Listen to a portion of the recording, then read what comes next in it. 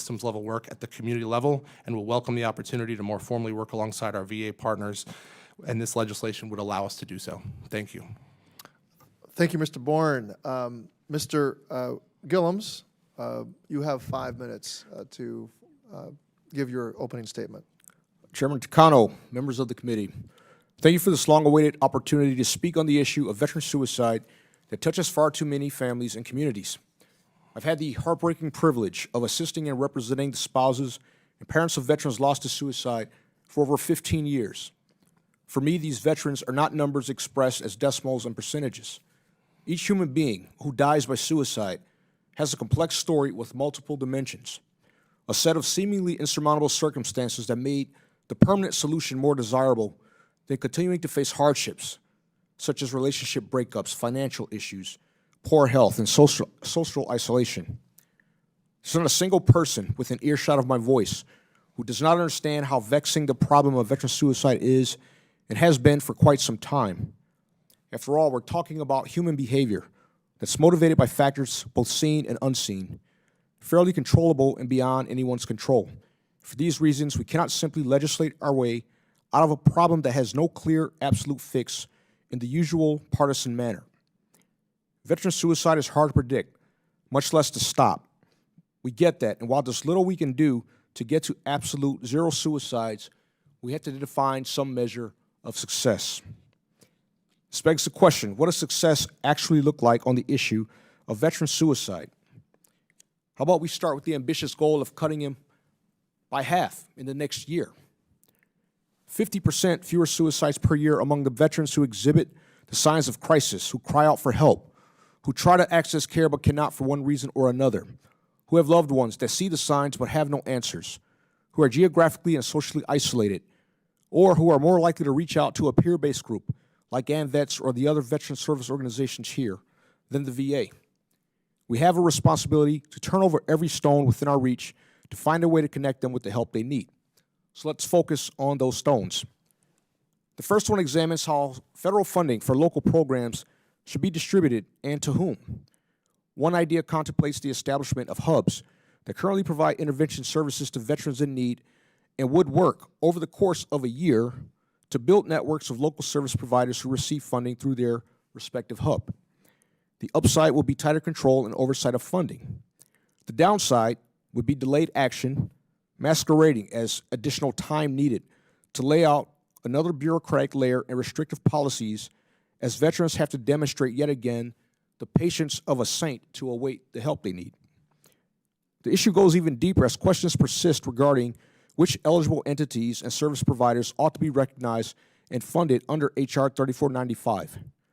AMVETS certainly appreciates the importance of maintaining traditional interventions such as psychotherapy and pharmacological treatments, but we also support veteran access to non-traditional interventions such as equine therapy, warrior retreats, canine companionship, and therapeutic recreation opportunities.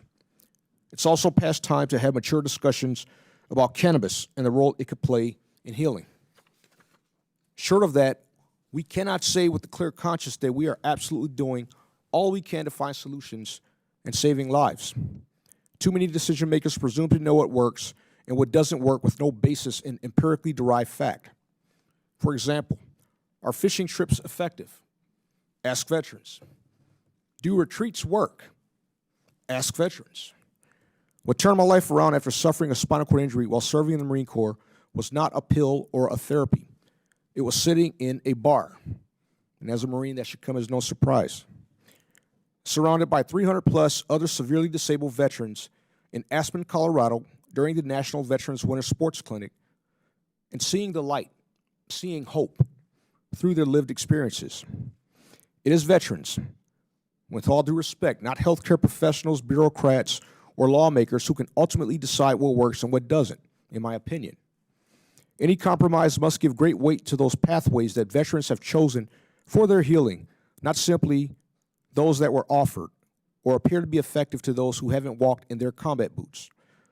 Many of these veterans vote with their feet in terms of accessing preferred services based on what's available when they need it.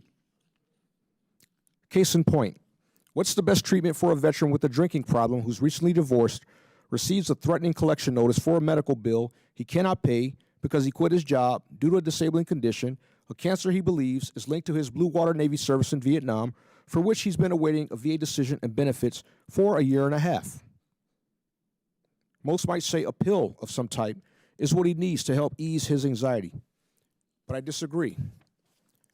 This veteran needs to get out of the hole, not something to help him forget about the hole in which he finds himself. What the veteran needs is the holistic, multifaceted approach we take with our HEAL program, where we address the underlying precipitating factors that lead to crisis.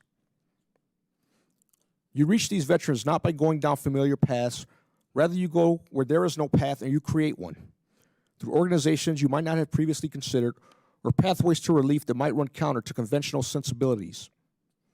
We can't keep shooting first and drawing a bullseye around the impact point by relying on one-dimensional approaches that serve the few and only point to those successes.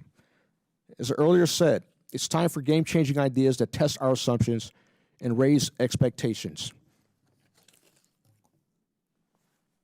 I fully appreciate that Congress, through this committee, understands its responsibility to scrutinize how taxpayer dollars are spent. But analysis paralysis is what happens when Congress overthinks and underworks. It's far better to make mistakes than to fake perfection. There are risks and problems that require a trial and error approach, not unlike what we presently see with homeless veteran and adaptive sports grants from the VA. So I'll leave you, our elected leaders, with these questions. Is it worth having compromise? Is it worth one side or the other getting the lion's share of the credit? Is it worth potentially losing the next election to solve this problem to the best of our collective ability? The answer is yes.